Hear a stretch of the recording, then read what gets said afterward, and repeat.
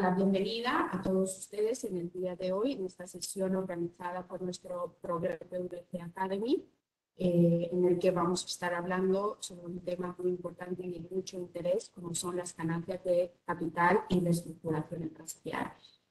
Tal y como hemos hecho durante todo este año a través de este programa pues, de PwC Academy, pues estamos compartiendo nuestros conocimientos y solventando las inquietudes y los comentarios que recibimos sobre diferentes temas en el día a día de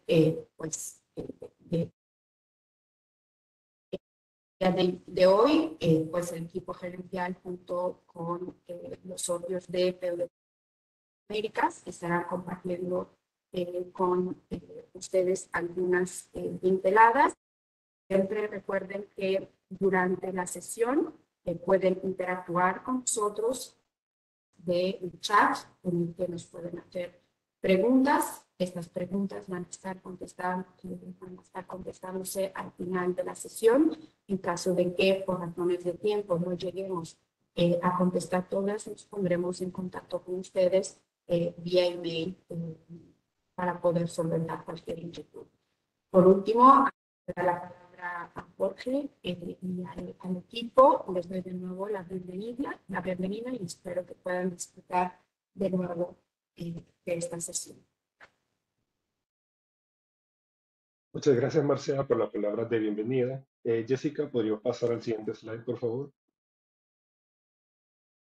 Bueno, algunas reglas para la sesión.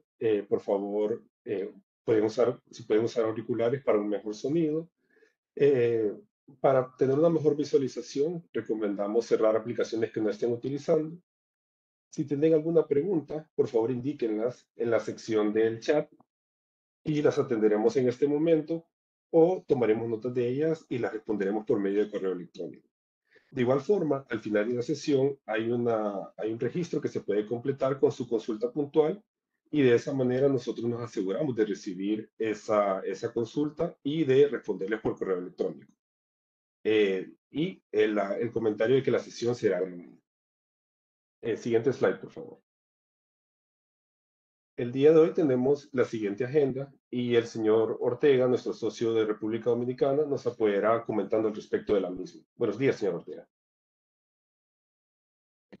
Buenos días, Jorge, y a todas las personas que nos acompañan y mis socios de la región. Cuando hablamos de este tema sobre las ganancias de capital, las reestructuraciones, fusiones y adquisiciones, definitivamente fui el primero que dije, me interesa participar, ya que a través de la experiencia local, regional e internacional y en los foros empresariales, hemos notado que nuestra región está de moda. Y a veces las circunstancias en el mundo cambian y la geopolítica que está ocurriendo, como lo que está ocurriendo en Europa con Rusia y Ucrania, con la guerra que ha ocurrido entre China y Estados Unidos, la guerra comercial, todo esto, la pandemia, que son cosas que llegaron a nuestras vidas sin esperarlas, han hecho que se repiense la forma en que se hace el negocio. Y cuando se ha visto esto, el mercado principal nuestro, que es Estados Unidos, se dio cuenta que cuando se quedaron todos los furgones varados en China, que cuando toda la cadena de distribución se rompió, era necesario reorganizar las economías y volver a un mundo que esté un poco más balanceado. Y en ese sentido, nuestra región ha sido beneficiada, ya que somos un mercado cercano a la principal economía y ellos necesitan traer a esta zona las empresas, las cadenas de distribución y estar más cercano de sus proveedores, lo cual nos ha puesto a todos de moda. Y esa reorganización es lo que algunas personas le llaman nearshoring, otros le llaman friendshoring, pero al final lo que estamos diciendo es que muchas empresas están decidiendo venir a nuestra región, lo cual va a dar oportunidad a algunas empresas familiares, grupos empresariales, de hacer algún tipo de alianza estratégica o ventas o reorganizaciones, algunas para poder competir en este nuevo ambiente y otras para buscar aliados estratégicos de mayor importancia. Entonces, todo esto nos lleva a nosotros a hacer una sentada y mirar cómo opera el tema de reorganización, de ventas, adquisiciones y fusiones, y que nosotros estemos preparados como profesionales, tanto de firmas como los empresarios, los gerentes de finanzas, los CEO, los presidentes, los CFOs, de entender y prepararse para cuando le llegue la oportunidad o para aprovechar estas oportunidades, gracias a que nuestros países han sido resilientes y han logrado sortear estas crisis y nos ha colocado en una posición ventajosa. Con esto preámbulo, vuelvo con Jorge para que nos hable un poquito cuál es la situación que tenemos en la región y luego vamos a entrar a ver qué debemos hacer para estar preparados para todas estas oportunidades y cómo lograr capitalizarlas. Jorge. Perfecto. Muchas gracias, señor Ortega. Pasemos al siguiente slide, por favor. Y al siguiente. Este día, y previo a conversar sobre la situación actual, me gustaría presentar a los panelistas que nos acompañarán a lo largo del proceso. En la primera parte les daré yo un vistazo general sobre la normativa en la región y posteriormente nos acompañará quien ya introducimos, el señor Ramón Ortega, nuestro socio de República Dominicana. Nos acompaña de Guatemala nuestro socio Roberto Saeta y nos acompaña en Panamá nuestra socia Yaremis Pérez, quienes en conjunto tienen una experiencia bastante significativa y nos darán su punto de vista sobre lo que es todo el ciclo de la reestructuración. Y vamos a ver que el ciclo de reestructuración no comienza el día antes de la transacción y no termina el día que la transacción llega a su fin. Esto es algo que iremos viendo más en detalle. Ok, como los primeros puntos, pues me gustaría señalar que vamos a dar un vistazo general. Es decir, esto no es completo, no es absoluto, no es la normativa que luego de esta presentación la vamos a seguir al pie de la letra, sino que la idea es que vamos a brindar información sobre la normativa específica para que se conozcan las consultas que se deben realizar.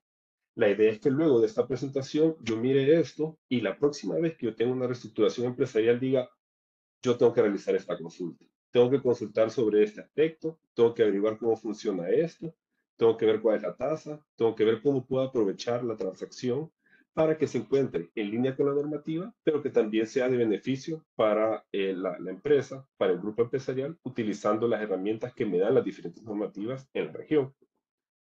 Al respecto de la tasa aplicable, pues podemos ver algo bastante uniforme. Tenemos alrededor del 10%, a veces es un poquito menos. Cuando es un poco menos, puede ser el caso que sea un precio sobre la transacción y no específicamente sobre la ganancia. Y aquí entramos a algo muy importante y muy interesante, que es que hay diferentes formas de calcular estos impuestos. Hay jurisdicciones que permiten realizar una retención inicial sobre el precio de la transacción y con un porcentaje mucho menor, y yo lo doy como que ya se pagó. Existen otros casos en que sí, yo tengo que agarrar mis costos y gastos y los costos involucrados en la transacción, los honorarios de abogados, honorarios de consultores. De repente hubo una transacción anterior, entonces yo utilizo el monto de la transacción anterior, la normativa me lo permite, para reducir la ganancia que estoy reportando. Tenemos otros casos, como el de República Dominicana, que ya me dice la normativa que yo lo voy a incluir dentro de mi declaración. Entonces, por eso es que ven que la tasa es un poco mayor. Luego llegamos a otro punto. Se graba la disposición indirecta de acciones. Pues los grupos empresariales siempre tienen esta consulta y la idea es que yo estoy vendiendo una holding en cualquier parte del mundo y esa holding tiene una entidad en Panamá, en Honduras, en El Salvador, en Nicaragua.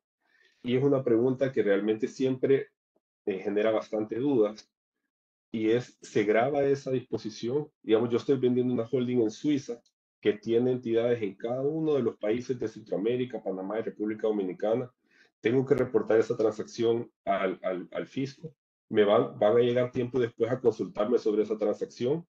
La DGI o las diferentes autoridades en la región tienen cualquier cantidad de información y la tendencia es que van a incrementar la cantidad de información que tienen en el corto, no en el mediano ni largo plazo, sino que en el corto plazo, la cantidad de información a la que van a tener acceso va a ser más. Entonces, las diferentes autoridades, si bien su normativa tal vez no lo regula, pero buscan formas o se pueden buscar formas de acomodar la normativa para que esas transacciones internacionales que no ocurren en la jurisdicción, pues puedan grabar.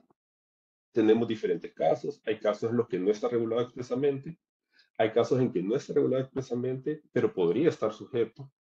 Es decir, la autoridad podría realizar tiene una opinión o realiza una interpretación extensiva de la normativa y llega a la conclusión que esa holding que se vendió en Suiza, en España, en cualquier jurisdicción y que posee entidades o activos dentro del territorio, está sujeta a un gravamen. Hay casos en donde sí existe mayor certeza, como el caso de Panamá y República Dominicana, que de una vez les podemos decir que sí, existen salvedades y la palabra que nos gusta a nosotros o la expresión que nos gusta, hay que verlo caso por caso, pero en principio tenemos cierta certeza porque está escrito en la normativa, existen las reglas y sabemos de muchos precedentes cómo aplicarlas. Luego tenemos excepciones, por ejemplo, en el caso de no existir una ganancia, tal vez son valores emitidos por el Estado. Muchas veces los valores que emite el Estado pues no generan algún tipo de impuesto sobre las ganancias. También podemos ver reorganizaciones. Existen normativas que incluyen dentro de sus leyes el concepto de reorganización empresarial y permiten a los diferentes contribuyentes decir, bueno, miren, yo me estoy preparando para una transacción internacional. Entonces me voy a organizar internamente y luego voy a realizar una venta a un tercero. Entonces la DGI o la autoridad tributaria puede decir, bueno, estoy de acuerdo, esto se contempla en la normativa, ahorita solo nos estamos preparando, simplificando mi estructura societaria y luego voy a vender a un tercero y esa venta al tercero, entonces esa sí va a ser grabada. Tenemos que ver también que existen esquemas comunes en las diferentes jurisdicciones. Por ejemplo, la fusión o la venta de acciones, vemos que es un esquema que marca tendencia dentro de la región, pero también hay jurisdicciones que como contemplan la reorganización empresarial, pues entonces lo que se hace es que se aplica ese concepto de una vez. También tenemos casos específicos como el de Dominicana, que puede ser venta de activos netos, venta de activos de capital, y esto es muy importante porque esto no puede ser uniforme y cada jurisdicción va a ir dando la señal para hacerlo un poco diferente en cada caso. Por ejemplo, si en Dominicana lo más eficiente es realizar la venta de activos, pero en Honduras lo que me es más viable es realizar una fusión interna para luego realizar una disposición de acciones, pues entonces eso es algo que hay que valorar bastante. El siguiente slide, por favor. Experiencia reciente, le queríamos comentar desde un punto de vista muy general las tendencias que hemos visto. Es muy importante poner atención a estos temas porque si un tema marca tendencia en la región, es posible que llame la autoridad, especialmente la atención de las autoridades de una manera especial. Por ejemplo, tenemos las telecomunicaciones, marcan tendencia. El sector energía también marca tendencia. Se ha visto mucho movimiento en los últimos años. El tema de la minería está ganando bastante fuerza y hay una jurisdicción, por ejemplo, Nicaragua, donde esto, pues aparentemente tiene más peso. Y casos específicos, por ejemplo, en Panamá tenemos el sector transporte. Claro, aquí está el canal, hay mucho movimiento de transporte y también el movimiento, el caso de República Dominicana, donde vemos el del mercado de gas licuado de petróleo, que nos llama la atención. En cuanto a responsabilidad solidaria, podemos ver que hay algunos casos en que sí, algunos casos en que no. Siempre nos va a interesar analizar esto dependiendo desde qué punto de vista quiénes somos. Somos el vendedor, somos el comprador, somos la entidad que se está transfiriendo. Esto es algo que hay que analizarlo mucho en detalle porque queremos saber realmente hasta dónde llega mi responsabilidad, cuándo la tengo que compartir y por cuánto tiempo. Eso nos lleva al punto de la prescripción. Vemos una tendencia más o menos alrededor de 5 años, pero se marcan diferencias. Por ejemplo, pueden ser 3 años, pero son 5 años si yo he realizado reporté mal alguna cifra. La autoridad, a su criterio, considera que se ha realizado algo de manera fraudulenta, me expanden o incrementan el tiempo de la prescripción Y esto es algo que yo tengo que tomar mucho en cuenta. Aquí entra bastante en juego la cercanía que yo tenga con la administración tributaria para hablar al respecto y conocer los criterios que han utilizado anteriormente. Por ejemplo, si anteriormente se ha visto que poner un número de una manera equivocada se ha podido ver como fraudulento, pues entonces eso es algo que yo tengo que tener mucho cuidado, o de repente puede ser que no dejar de presentar una declaración. Yo realicé la retención y no presenté la declaración. Eso lo pueden ver como un espacio para aumentar el plazo de prescripción, como es el caso de Panamá. Son cosas que hay que tomar bastante en cuenta. Adicional a eso, tengo que reportarlo no a la autoridad tributaria. Esa es de las primeras cosas que hay que analizar. Y es que tenemos instituciones que nos dicen, miren, esto no se reporta, esto sí se reporta, pero tengo que presentar una declaración, aunque sea indicando que no hubo ganancia, pero debo presentarla. O puede ser el caso que yo tenga que presentarla de manera muy próxima a la transacción. Puede ser el caso que definitivamente sabemos que sí la tengo que presentar y tengo 10 días para presentarlo. Y esto quiere decir que yo tengo que prepararme con antelación, por lo menos unos 6 meses antes, un año antes, porque esos 10 días luego de la transacción pasan muy rápido y esto es algo con lo que hay que tener bastante cuidado. Luego, si yo también estoy ubicado dentro de un régimen especial, pues pueden haber reglas especiales. Puede ser que se considere como fuera de la actividad en el caso de Guatemala. Puede ser que de una vez la normativa me diga sí, tienes derecho a una tasa preferencial porque estás en un régimen especial. O puede ser que la normativa me diga no, te aplican las mismas reglas y entonces adelante con el pago, adelante con reportar y adelante con las penalidades si no presentas la declaración. Siguiente, Jessica, por favor.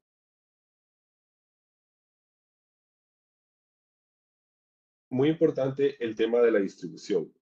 Si en mi jurisdicción se anticipa que se va a poder distribuir la transacción entre las diferentes jurisdicciones a donde se lleva a cabo la transacción, por ejemplo, si yo muevo una holding que está en Suiza, regresamos a ese ejemplo, ¿cómo distribuyo la parte que se asigna a Guatemala, la parte que se asigna a Honduras, la parte que se asigna a El Salvador? Hay jurisdicciones que te dan esas reglas específicamente. Por ejemplo, ya dicen, bueno, utilicemos los estados financieros y comparamos patrimonios entre la holding y la entidad en la jurisdicción, comparamos los activos. Esto es muy importante porque desde ese momento podemos ir estableciendo un modelo financiero y podemos saber el costo de la transacción. También si me dicen no aplica en el caso de, por ejemplo, en el caso de Guatemala, Honduras, El Salvador, Nicaragua, o no aplica con reservas, ojo con las reservas, porque puede ser el caso que no aplica en este momento, pero bueno, hay que ver cuál puede ser el criterio de la administración. Quizás eventualmente pueden tener otro criterio. Quizás la administración puede tener un criterio selectivo. Para una transacción sí, para otra no. Para otra, dependiendo de la exposición internacional que tenga la transacción, hemos visto el caso de transacciones que son muy grandes a nivel mundial. De repente la normativa dice que no, pero hubo una interpretación extensiva de alguna autoridad tributaria y entonces ya se llega a la conclusión que sí. Esto nos permite también realizar una estructura fiscal, por ejemplo, empezar a considerar con la debida sustancia y el seguimiento de la normativa, tal vez la intervención de una holding. Son esquemas que se tienen que ir analizando con anterioridad. Aplicación del principio sustancia sobre forma. Puede la autoridad decir, voy a ir a ver el fondo de la transacción más que la forma de la misma. Esto es muy importante. Vemos que hay un sí a lo largo de la región. Esto quiere decir que la autoridad puede decir, bueno, esta transacción realmente lo que se realizó fue esto. A nuestro criterio, esto es lo que se quería lograr. Se quería evitar el pago de un impuesto, se quería evitar reportar la transacción. Entonces tenemos que tener mucho cuidado y conocer, o por lo menos tener acceso a información que haya emitido la autoridad tributaria para conocer qué tanto podemos nosotros navegar esas interpretaciones que realiza la administración tributaria y llegar a la conclusión de, aplicando el principio de sustancia sobre forma, es decir, lo que realmente ocurrió versus la forma en la que se presentó, llegar a una conclusión diferente y llegar a grabar. Finalmente, muy importante tomar en cuenta también el tipo de renta. Vemos que hay una renta territorial en cada una de las jurisdicciones. Esto definitivamente está teniendo peso actualmente. Existen organismos internacionales que no les gusta mucho el tema del tipo de renta territorial y pueden llegar a incluso hasta incluir en diferentes listas algunas jurisdicciones por aplicar este concepto de renta territorial a la parte de renta generada de manera offshore o rentas pasivas. Con esto, pues terminamos mi intervención, señor Ortega, y le doy paso para la siguiente sección. Adelante, Jessica, con el siguiente slide. Muchas gracias, Jorge. Creo que ha dado una pincelada bastante general de lo que es el, la parte que sería sujeta a impuestos en la región, las tasas, cuáles son los tiempos de vencimiento, pero yo creo que ahora es importante que entremos a lo que se llama cuáles son los aspectos claves a tomar en cuenta, ya sea que estés preparándote para una transacción, ya sea que vayas a entrar a una transacción o estés en el medio de la transacción. Hay que tener cuidado. A veces nos llaman los clientes y ya tienen el contrato firmado. Y ahí lo único que nos resta es ayudarles a ver qué tipo de eficiencia pudieron haber dejado y ayudarles a que la logren. Pero básicamente lo correcto y lo que debería hacer cada empresa es, previo a la transacción, debe ser un análisis. Y ese análisis debe incluir, y si pasas a el siguiente slide, por favor.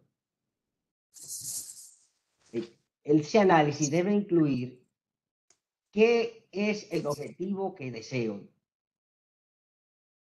Me quieren comprar las acciones, pero yo tengo que analizar lo que nosotros llamamos cuáles son los atributos fiscales que tiene la entidad la cual estoy vendiendo o voy a disponer. ¿Por qué decimos esto? Porque puede ser, hay algunas empresas que su valor por los activos es mayor que el valor intrínseco del negocio. Entonces es posible que nosotros le podamos decir a una gente, mire, en lugar de vender las acciones, porque usted no vende los activos, porque en algunos países el costo fiscal de ese activo puede ser mayor que el costo fiscal que tienen las acciones. Y de esa manera, cuando usted vende el activo, usted logra una mayor masa fiscal y logra una eficiencia. Y también debemos hacer lo que llamamos, lo que trabajamos esto día a día, determinar cuál es la base fiscal interna de la empresa y la base fiscal externa, lo que llaman en inglés inside tax basis o outside tax basis.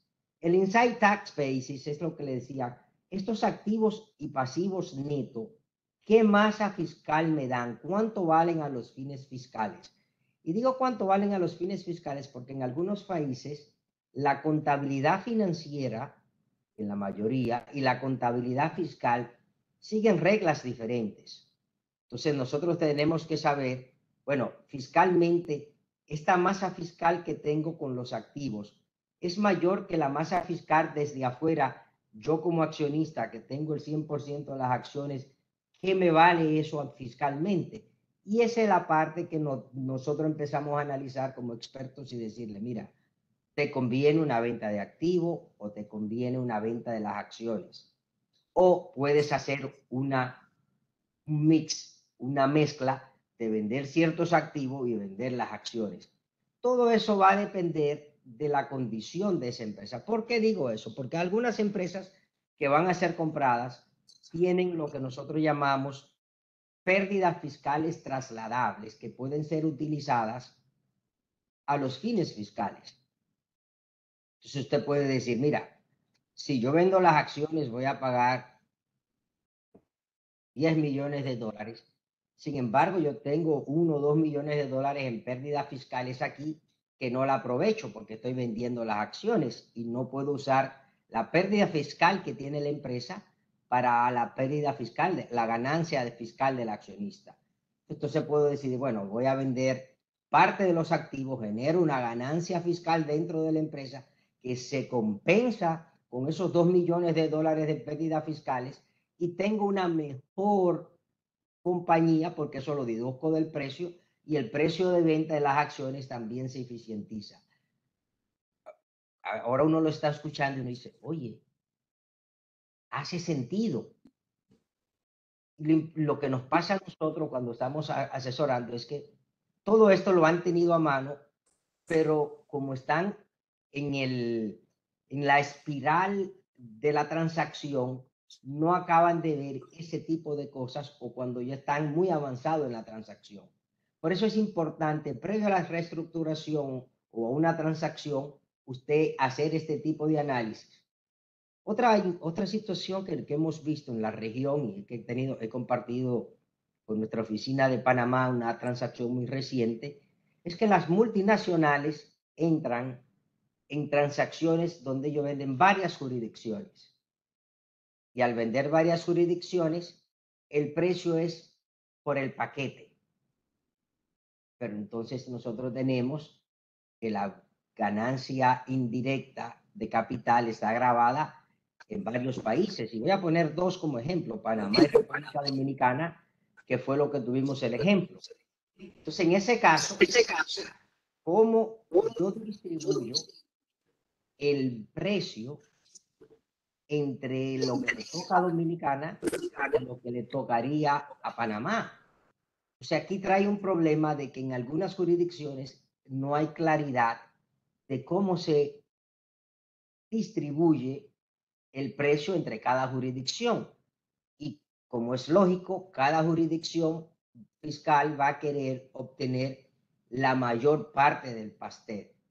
Y ahí entonces tenemos que hacer el análisis de cuáles serían las metodologías que aplicaría la autoridad fiscal si no está clara en base a la práctica y la experiencia de cómo distribuir el precio de manera tal que la transacción sea eficiente y no terminemos pagando por el precio o la misma cantidad de impuestos en un país por un mismo precio que en otro país ya tributó. Entonces, esos son de las cosas que nosotros debemos tener bien pendientes al momento de hacer una reestructuración o una preparación para una potencial venta. Y este conversatorio que vamos a tener, y aquí tanto Yaremis como Jorge, podrían también en algún momento, y Roberto, Elena, y todo el equipo que me acompaña, puede en cualquier momento también intervenir.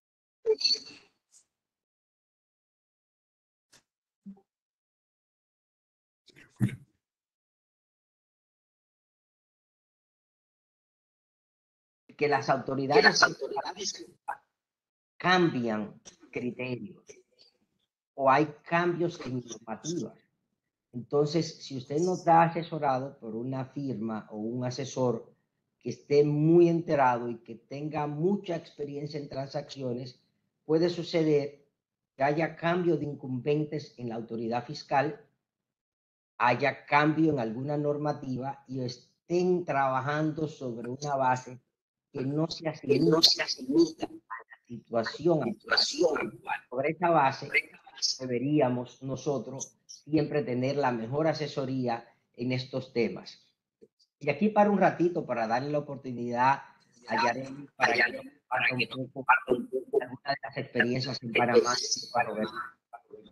Sí, gracias, Ramón. Sí, justamente es interesante lo que comentas porque al momento de tomar decisiones de reestructuración fiscal, de reestructuración corporativa, perdón, también toma mucha importancia el tema de la eficiencia que se pueda lograr con este tipo de operaciones post-adquisición. ¿Y por qué post-adquisición? Porque puede resultar interesante, puesto que hay algunas jurisdicciones que permiten la amortización de la llamada plusvalía. Entonces, en esos casos, también toma cierta relevancia no solo determinar cuánto me va a costar hoy en día esa reestructuración, ya sea venta de acciones o venta de activos, sino qué beneficio, qué eficiencia puede lograrse post adquisición, ya sea para el vendedor, en función de, como comentaba, la amortización de esa llamada plusvalía, que es ese yo siempre lo digo así, es como ese sobreprecio que se paga, que es un negocio que tiene un valor por debajo del precio negociado. Entonces hay algunas jurisdicciones que en efecto permiten que se tome como gasto deducible la amortización de la plusvalía. Ciertas reglas, por ejemplo en el caso de Panamá, sí tengo que mencionar que no queda tan claro conforme la normativa fiscal si existe una permisibilidad o no para amortizar esa plusvalía. No obstante, en recientes fallos, tanto del Tribunal Administrativo Tributario como de la Corte Suprema de Justicia, nos da unos pincelazos de que sí lo permite siempre y cuando haya sido considerado como renta gravable para el cedente de la inversión, para el cedente del activo, es decir, que se haya pagado un impuesto sobre la ganancia derivada de la transacción. Yo creo que gracias, Yaremis. Yo creo que también es muy importante, ya empezamos a ver ese común denominador, porque hay creo yo, dos temas importantes a tomar. Uno, sobre previamente, bajo la premisa que se efectuó un due diligence fiscal, legal, y desde la óptica fiscal, ¿qué es lo que queremos hacer? Es decir, la empresa está limpia, no carece de contingencias fiscales, entonces pareciera ser que mi inclinación es por una compra de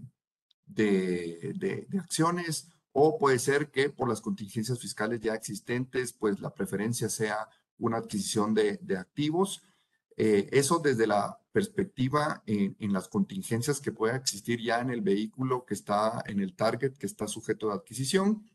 Eso por un lado nos da una óptica de por dónde podría ir la transacción, pero también en base a la eficiencia fiscal podría diferir, ¿verdad? Entonces, en base a la eficiencia fiscal, ya es otro análisis que se debe de efectuar, y creo que tanto Ramón como Yaremis lo mencionaban, cuando hay una normativa clara de ya sea la locación o si una venta indirecta genera o no una tributación localmente, es importante, y creo que las legislaciones de Latinoamérica pues tienen un común denominador, que es siempre un área gris entre si aplica o no cierto impuesto.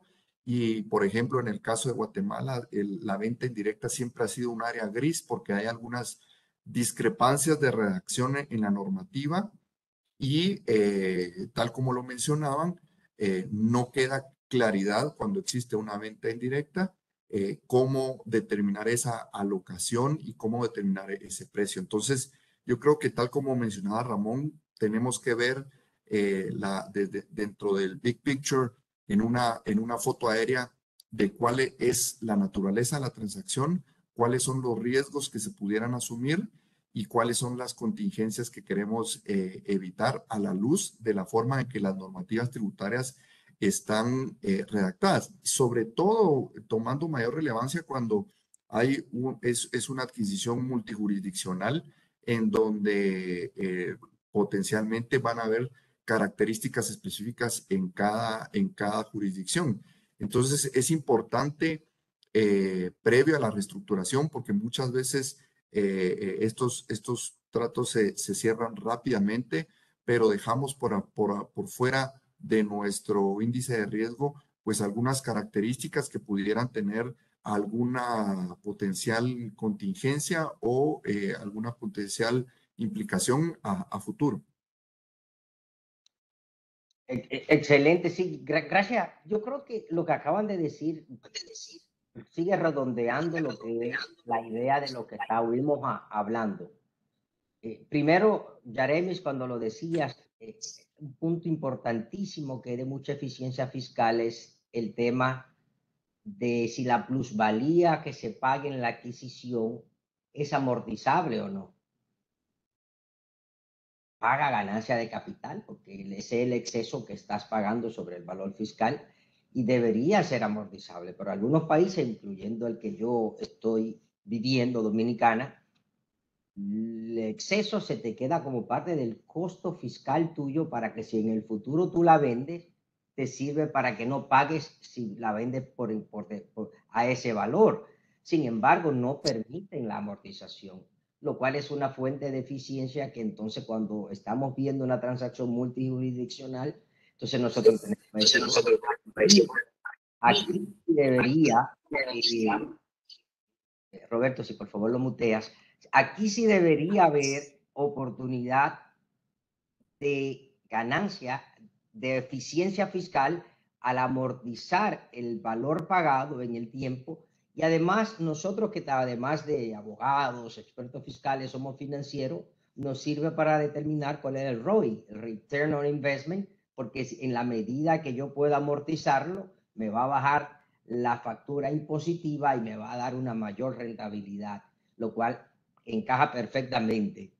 También lo que decía Roberto, cuando tú tienes una multijurisdicción y tienes leyes que son un poco ambiguas en que si la ganancia directa o indirecta paga, por ejemplo, en la República Dominicana dice que si vende la empresa que está por encima de la dominicana, paga, pero cuando eso se hizo por un caso muy famoso que nosotros fuimos asesores también, que fue la venta de fue la transacción más grande que ocurrió en la República Dominicana después del descubrimiento de América, imagínense, de ahí en adelante hicieron otras, pero en ese momento la autoridad fiscal decía, ¿cómo puede ser que tú vendas las acciones de una empresa que no solo tiene la dueña de la dominicana en todos los millones del mundo y yo no cobre dinero? Pero la ley no lo establecía directamente. Y él impugnó la transacción sobre el principio de sustancia sobre forma. La ley luego cambió y se aclaró. Y a pesar de que ahora nada más dice que si vende la que está por encima, nosotros los expertos entendemos que cualquier transacción que directa o indirectamente transfiera un activo colocado y explotado en República Dominicana paga ganancia de capital. Entonces lo que decía Roberto, mira, hay que estar claro cómo interpretaría las autoridades fiscales si esta transacción paga impuesto, aunque tú estés vendiendo una panameña que es dueña de una guatemalteca. Si la panameña el único objetivo es tener la guatemalteca, lo más probable es que una transacción te quieran tocar. Y después viene el tema. Si solamente estoy vendiendo no solamente Guatemala, sino Costa Rica, El Salvador, Honduras, Dominicana, ¿cómo vamos a distribuir el precio? Porque si ni siquiera tengo tan claro cómo que la venta indirecta paga, ¿cómo vamos a distribuir? En nuestro país, las autoridades tienen dos opciones. O tomo la proporción del total de activos al total de activos de todas las que se venden, o las ganancias. Entonces siempre van a coger cuál les sea más favorable. Y continuando con ese análisis, es importante también ver aspectos procedimentales. Por ejemplo, que a veces creemos que las cosas están en orden, pero cuando vienen los abogados y hacen el análisis de las acciones, cuáles están registradas, si se registraron en algunos países como en Dominicana, no tan solo tiene que estar registrada en registros públicos, sino que también había que notificar a la autoridad fiscal. Y entonces hay una discrepancia entre los valores y los registros que hay en los registros públicos, la autoridad fiscal, lo cual puede traer consecuencias negativas. Entonces todo esto debería ser parte de un protocolo interno de las empresas, estar al día en todo esto, pero cuando tú vas a entrar en un aspecto de reestructuración por cualquiera de la vía, venta, compra, tú debes tener todo esto bien estructurado de manera que no te traiga sorpresa. Y un tema relevante que no está explícitamente citado acá es saber el tema de los tratados. En la región, Panamá tiene tratados, muchos, creo que de los países de Centroamérica el que más tratados tiene, Costa Rica, El Salvador, Dominicana, creo que no sé si Guatemala, tenemos tratados. Entonces tenemos que ver de qué manera, cómo trataría la otra jurisdicción esa venta, o de qué manera podemos lograr eficiencia a través del uso de los tratados sin necesidad de llegar a lo que se llama el abuso del tratado. Pero son herramientas que son las que nosotros podemos utilizar para determinar cuál es la forma más eficiente de hacer una transacción. Otro tema importante es la accesibilidad que tengamos de las autoridades tributarias. En países las autoridades tributarias no hablan con consultores. Inclusive en nuestro país hay una apertura muy buena, pero en algún momento hubo un director de impuestos que no quería hablar con consultores, recibía los contribuyentes directamente, porque algunos consultores perdieron credibilidad. Y entonces ellos no querían, porque algunos consultores se dedicaron a ayudar en cosas que no son las que nosotros y lo que estamos en este foro acostumbramos a hacer, que es hacer las cosas correctas. Entonces eso también es un tema importante, de que cuando vamos a hacer una transacción, las personas que están envueltas en la transacción tengamos la credibilidad necesaria con las autoridades fiscales, lo cual nos da acceso a compartir criterios, debatir criterios para lograr un equilibrio que sea razonable. Porque recuerden que esto es un tema donde la autoridad fiscal necesita recuperar lo que entiende que le corresponde, pero lo que entiende que le corresponde siempre es el pedazo grande del pastel. Entonces, ¿cómo nosotros llegar a lograr a que seamos todos razonables y apliquemos la ley de una manera justa y equitativa? Eso es lo que logra cuando tú tienes accesibilidad a las autoridades tributarias y me siento muy orgulloso que en la región todas nuestras oficinas y nosotros hemos logrado tener un acceso prácticamente directo con las autoridades tributarias que nos permite estar claros en los conceptos que nosotros asesoramos. Otro tema importante es el que algunas autoridades, creo que la de Costa Rica, comparten, y Dominicana ha empezado a compartir los criterios que ellos emiten. Eso ayuda, eso sirve de base y nosotros los conocemos, pero cada transacción es diferente. ¿Y qué hemos notado? Hemos notado que cuando hay transacciones de mercado complejas, cuando la traes a un país como los nuestros, que no son de economías tan sofisticadas, las transacciones son difíciles de entender. Y de ahí es que necesitas consultoría que tenga visión global, porque puede eso apoyar a que uno pueda transmitir a las autoridades fiscales por qué una transacción se estructura de una manera. En algunas autoridades fiscales ellos dicen, no, yo no lo entiendo, debiste hacerlo de esta manera, pero recuerden que quien gobierna es el mundo corporativo, las transacciones que ejecuta. Las autoridades fiscales solo tienen que interpretar cuáles impuestos aplican, y en esa interpretación tener de la mano a alguien que entienda ambas partes de la ecuación es clave. Muy clave. Y quisiera entonces darle la oportunidad a mis colegas del panel que me hablen un poco del Defense File, qué entienden, cómo los beneficia, por qué es importante y cuáles son los retos más comunes que ellos han tenido recientemente. Y después de esto, yo tendré unas palabras de clausura para entrar a las preguntas y respuestas. Adelante, Yarelis. Gracias, Ramón. Sí, fíjate, el tema del Defense File, en el caso particular de Panamá, yo lo continuaría llamando Defense File, no obstante, cuando se dan este tipo de transacciones, principalmente venta de acciones de manera directa o de manera indirecta, hay que hacer un reporting a la Dirección General de Ingresos casi de manera inmediata. Es decir, que no es que ellos se van a preguntar después de la transacción. Cuando hablo de que hay que hacer un reporting, un filing a la DGI, que acompaña eso, por ejemplo, el contrato de compra y venta de acciones, debe aportarse a la Dirección General de Ingresos como parte de ese filing que se hace, más allá del formulario de declaración de impuestos, el pago de declaración de impuestos, los datos de registro de ambas partes, tanto vendedor o comprador. Entonces ya se hace de alguna manera obligatorio pre-transacción tener esa documentación a mano adecuadamente reestructurada. Y me echo un poquito más atrás de lo que tú comentabas al respecto de ese análisis previo desde el punto de vista corporativo y legal que deben hacer las empresas al momento en que entran en este tipo de operaciones, es verificar que en efecto la información contable o financiera esté en línea con la documentación legal. Por ejemplo, en el caso particular de Panamá, me encuentro muchísimo que el cliente me dice, ah, no, sí, esto es aporte a capital, aquí está la acción, y el certificado te dice emitidas y totalmente pagadas. Cuando vas a ver el balance, resulta que eso está en una cuenta de pasivo, préstamo por pagar accionistas, no hay tal capital. Entonces, es importante que en estos casos siempre se haga, no es un due diligence legal como tal, como objetivo de venta, sino como lo tienes marcado ahí, un legal health check.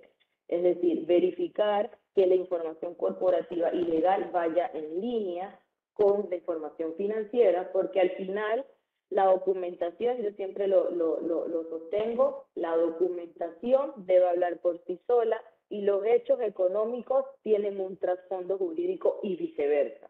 Entonces, en ese sentido, cuando ya llegamos a este filing que se hace, por ejemplo, el caso de Panamá, que se hace en paralelo con la operación, es necesario haber tenido identificado que las acciones efectivamente están emitidas a quien la vende, que en efecto contablemente el registro de ese capital pagado esté en una cuenta de patrimonio, por mencionar algunos casos comunes que vemos. Sí, yo creo que definitivamente coincido con Yaremis en cuanto a, no solo porque el mundo de Mergers Acquisition está muy activo hoy en día.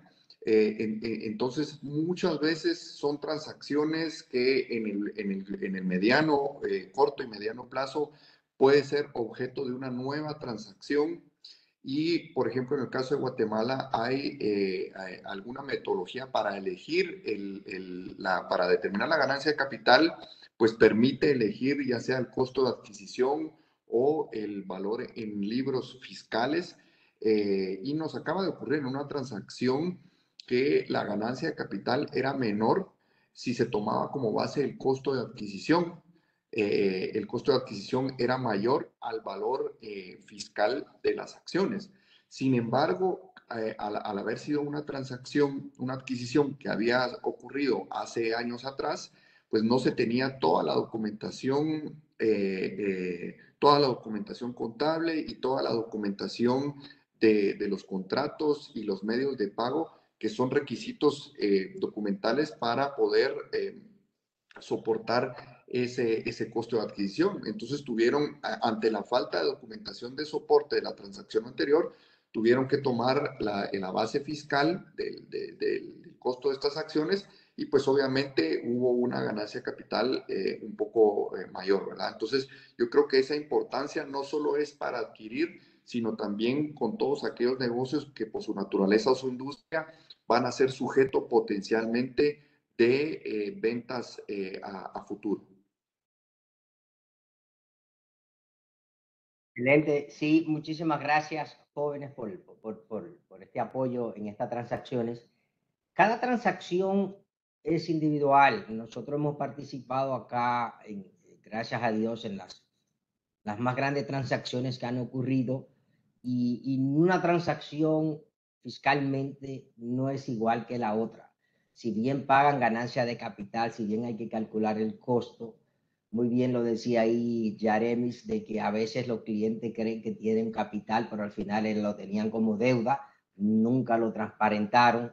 Algunas autoridades fiscales, lo que nosotros llamamos, cuando tú compras una acción y pagas una prima, esa prima es parte del costo, porque tú la pagaste. Algunas autoridades fiscales que permiten el ajuste por inflación te dicen, bueno, solo te aplica para el costo de adquisición nominal, pero no para la prima, pero la ley dice que es la inversión total. Entonces hay muchos temas que entran en discusión y que cuando uno entra a la transacción regularmente es capaz de encontrar oportunidades de eficiencia, siempre siguiendo la ley, haciendo lo correcto, con los principios éticos globales que nos rigen, pero defendiendo el interés de los contribuyentes sin nosotros llegar a ridiculeces.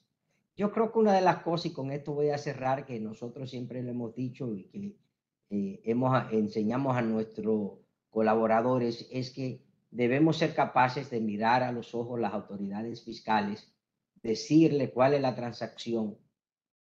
A menos que no hayan engañado, nosotros vamos a decir lo que ocurrió, cuáles son la base legal, todo ese acervo internacional que tenemos, traerlo sobre la mesa, que se sopese de manera tal que cuando vayamos a la cama podamos dormir tranquilos de que hemos hecho lo correcto, que los clientes estén felices porque los hemos defendido de una manera que se sienten satisfechos, que les hemos dicho cuando tienen que pagar, te toca pagar, y voy a usar una experiencia de vida, que una vez vino acá un cliente, un contribuyente, y me dijo que nos quería contratar para una importante transacción, pero él no quería pagar impuestos. Entonces yo le dije, mire, yo creo que si usted se toma el café, lo disgusta, se va a ahorrar el impuesto y el asesor. 2 ahorros.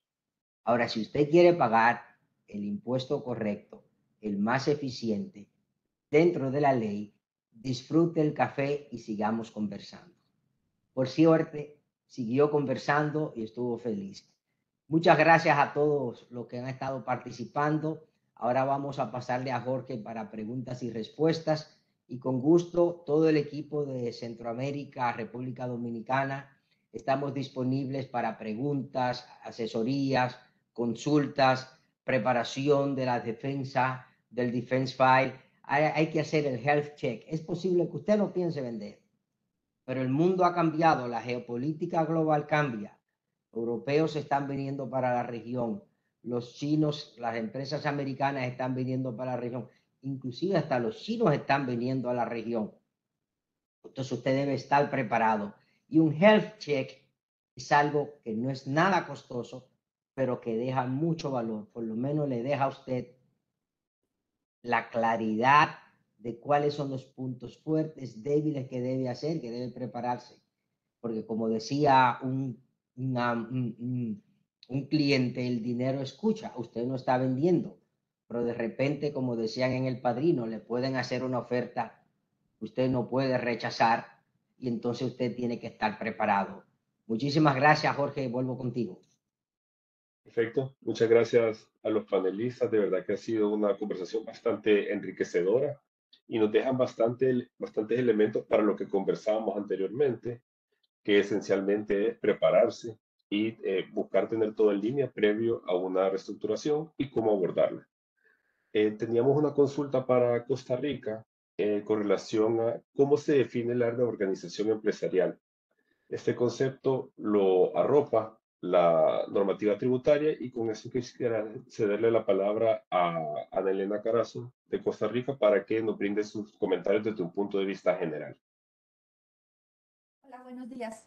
En relación con la consulta, habría que señalar que si bien existe una norma específica en nuestro ordenamiento jurídico, que es el artículo 27.4 de la Ley de Impuestos sobre la Renta, donde habla sobre el tratamiento fiscal de la reorganización empresarial, no lo define. No lo define y aquí viene algo interesante. El reglamento a la hora de desarrollar esta norma tampoco lo hace. Y lo que remite es a la administración tributaria. Lo que señala es que la administración tributaria, mediante resolución general, deberá ampliar estos conceptos. Sin embargo, al día de hoy no lo tenemos. Por eso mismo, en Costa Rica en estos momentos adolecemos de un criterio de lo que se va a considerar la organización empresarial. De este mismo artículo de la Ley de Impuestos sobre la Renta, podemos inferir ciertas condiciones que debe tenerlo. Primero, que debe haber una continuidad de negocio. Si nosotros, la reorganización empresarial va a ser con una finalidad económica, eso sí lo tenemos que tener claro, a la hora de aplicar este diferimiento de impuesto, porque tenemos que tener claro que no es una exención. Simple y sencillamente se van a dar las modificaciones y se van a conservar los valores históricos. Entonces, en el momento en que se dé una venta que no esté cubierta o cualquier otra forma de reestructuración que no esté cubierta por la norma, se va a generar el impuesto. ¿Por qué? Porque la base imponible con la que vamos a tener que calcularlo va a ser mayor. Va a ser mayor porque digamos, la deducción que pudiéramos tener va a recoger los valores históricos que nunca cambiaron después de esa operación. Entonces, no tenemos un criterio definido ni por la administración tributaria, ni la ley, ni el reglamento. Sucede parecido también en el caso de las referencias a reestructuración empresarial en la ley de impuestos sobre el valor agregado. Tampoco lo define y esa es la situación que tenemos actualmente. Sí, en el mismo artículo citan ejemplos, escisiones, fusiones, adquisiciones, venta de establecimientos mercantiles, pero a la hora de definir no lo hace. Esa sería la situación de Costa Rica, Jorge. Perfecto, muchas gracias, Ana Elena. Excelente. Pasamos a una consulta para Roberto en Guatemala y dice, ¿se genera impuesto de ganancia de capital sobre la venta de acciones de una sociedad guatemalteca, aun cuando el vendedor y comprador sean no residentes y la transacción se dé fuera del territorio guatemalteco? Muchas gracias, Jorge. Definitivamente, en este caso sí tenemos claridad. Tomemos en cuenta que la ley del impuesto sobre la renta sí define o sí establece qué se debe tomar en cuenta como renta de fuente guatemalteca. Tal vez hace 15, 20 años no había claridad y por ende, al ser nuestro sistema de impositivo territorial, pues se tenía la percepción que si se realizaba alguna transacción fuera de las fronteras de Guatemala, pues eso cruzaba la línea y no tenía un impacto fiscal en Guatemala. No obstante, obviamente nuestras leyes han ido madurando, han ido siendo más específicas. Definitivamente cuando nos hablamos de un sistema territorial, no se encuadra desde el punto de vista legislativo dentro de un elemento eminentemente territorial físico, sino que habla de un territorial, también abarca elementos económicos. Entonces, al haber una venta directa, porque estamos vendiendo un título acción de una entidad guatemalteca, al ser un título acción guatemalteco, sí es renta de fuente guatemalteca. Y por ende, indistintamente, si el vendedor es un no residente o un residente, o indistintamente si la transacción contractual se lleva fuera del territorio guatemalteco, sí genera una renta de capital tributable en Guatemala, si se genera una ganancia, ¿verdad? De hecho, un poco la dificultad que se tenía con los no residentes específicamente es que no existía un formulario, un formulario específico para esta liquidación, en virtud que pues no había ese elemento tributario en cuanto al formulario. Sin embargo, ya hace más o menos 5 años que se habilitó el formulario 1371, que es específicamente cuando los no residentes generan ganancia de capital, como es el caso sujeto a la pregunta, en donde un no residente sí puede liquidar un impuesto sin estar registrado fiscalmente en Guatemala, por lo que sí generaría una ganancia de capital en la venta directa de un título de acción, independientemente de la residencia.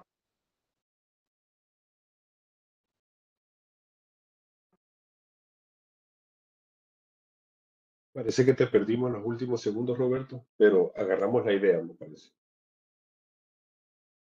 Hay una pregunta para Dominicana, señor Ortega, con respecto a la ganancia por venta de acciones extraterritoriales en Dominicana por sus holdings.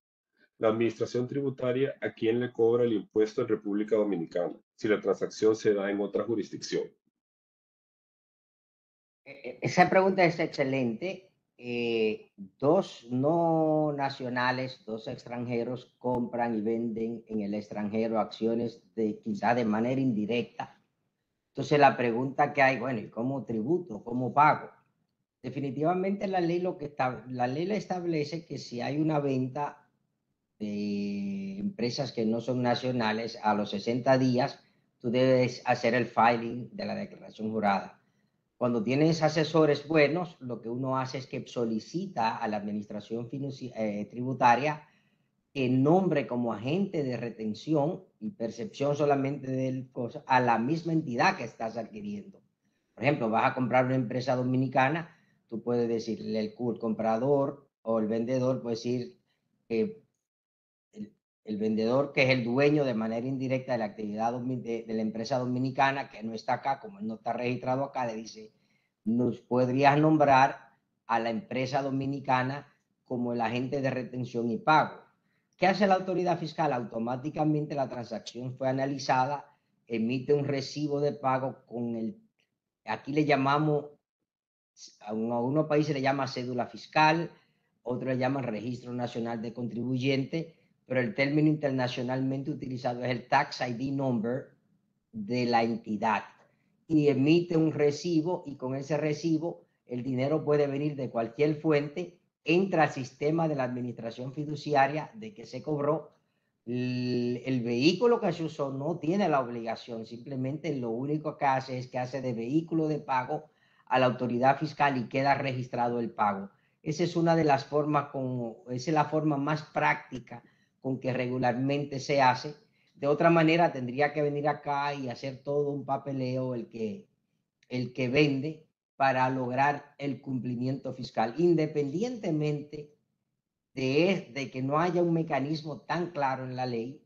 Sí, lo que está claro es que hay mecanismos prácticos de cómo implementarla, y lo que está más claro aún es que no importa que haya mecanismos, no, usted tiene una obligación que debe cumplir y debe asegurarse de que la cumple. Perfecto. Muchas gracias por su intervención. Jessica, si vamos ya a los últimos slides.